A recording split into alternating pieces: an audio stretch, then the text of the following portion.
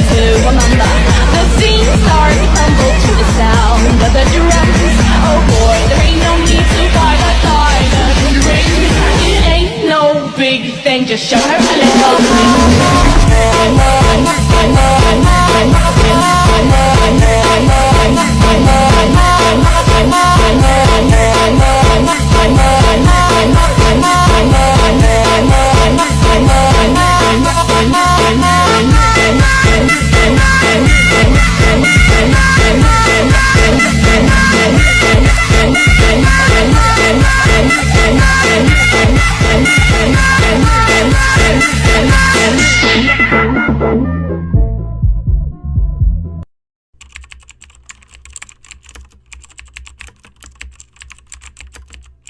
Psikologi indigenous merupakan pendekatan yang relatif baru di bidang psikologi. Karena pendekatan ini lebih terkenal di non-barat, yaitu misalkan Indonesia atau lain sebagainya. Psikologi ini muncul karena tingkah laku dari manusia itu sendiri atau budaya-budaya yang ada di daerah tertentu. Sudah mulai berkembang di Indonesia, di antaranya perkembangannya yaitu tentang budaya, bahasa, komunikasi, dan abnormalitas.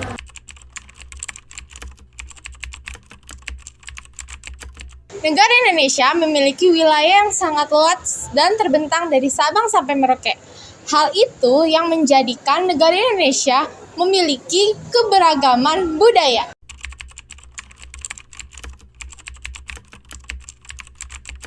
Pertama, penghormatan terhadap budaya. Yang kedua, konteks budaya. Yang ketiga, pengakuan keragaman. Yang keempat, penekanan pada warisan budaya. Kelima, keterlibatan komunitas. Keenam, pemahaman yang lebih dalam tentang tantangan budaya.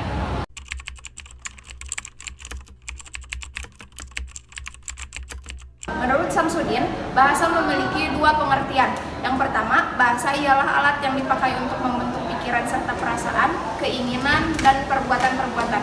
Alat yang dipakai untuk mempengaruhi serta dipengaruhi.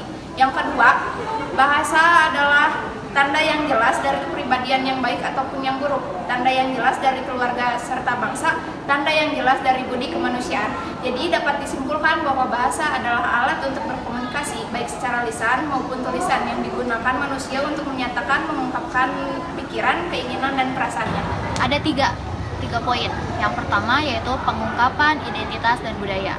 Bahasa merupakan cara utama di mana budaya dan identitas suatu komunitas diwariskan dari generasi ke generasi.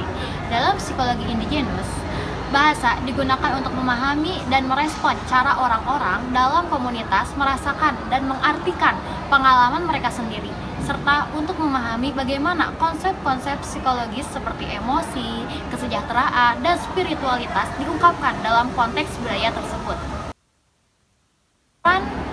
Bahasa dalam psikologi indigenous yaitu penyampaian pengetahuan tradisional. Bahasa menjadi kendaraan utama untuk menyampaikan pengetahuan tradisional, termasuk cerita-cerita, mitos, dan praktik-praktik kebijaksanaan lokal. Yang ketiga, pemberdayaan komunitas. Penggunaan bahasa lokal dalam konteks psikologi indigenous juga dapat memperkuat rasa identitas dan pemberdayaan komunitas. Hal ini dapat membantu orang-orang dalam komunitas merasa dihormati dan diakui dalam praktik-praktik psikologis yang pada gilirannya dapat kesejahteraan psikologis mereka.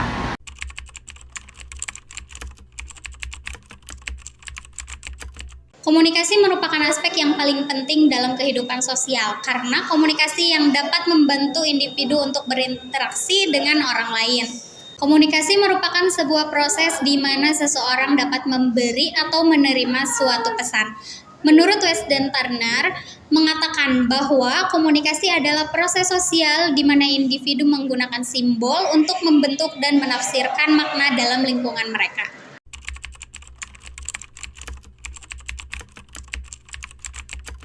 Dalam konteks psikologis indigenous, abnormalitas mengacu pada perilaku dan proses mental yang dianggap tidak sesuai dengan norma-norma budaya dan nilai-nilai masyarakat tertentu.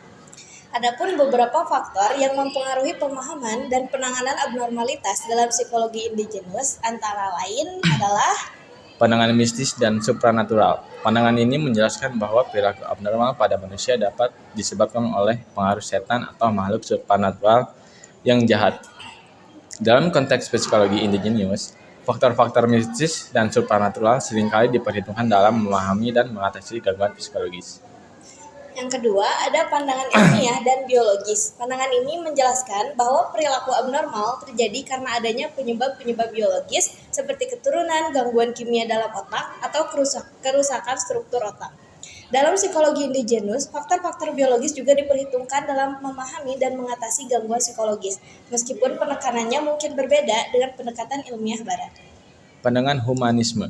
Pandangan ini menekankan pentingnya faktor-faktor psikologis dan sosial dalam memahami dan mengatasi gangguan psikologis. Dalam psikologis indigenous, faktor-faktor psikologis dan sosial juga diperhitungkan dalam memahami dan mengatasi gangguan psikologis, dengan penekanan pada konteks budaya dan nilai-nilai masyarakat. Kemudian ada kaitan budaya dan gangguan psikologis. Budaya memiliki peran penting dalam memahami dan mengatasi gangguan psikologis. Perbedaan budaya dapat mempengaruhi cara seseorang memahami dan mengatasi gangguan psikologis. Dalam psikologi indigenous, pemahaman dan penanganan gangguan psikologis seringkali disesuaikan dengan konteks budaya dan nilai-nilai masyarakat. Pendekatan kontekstual. Psikologis indigenous mengembangkan teori, konsep, dan metode dengan mengadaptasi konteks pada fenomena psikologis.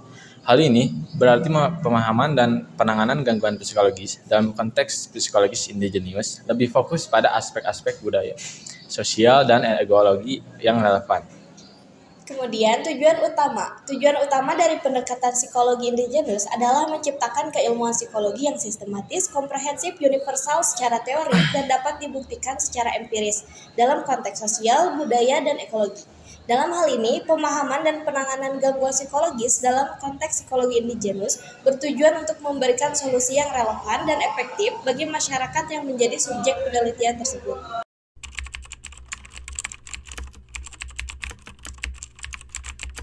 Sekian video dari kami, sampai jumpa di video selanjutnya.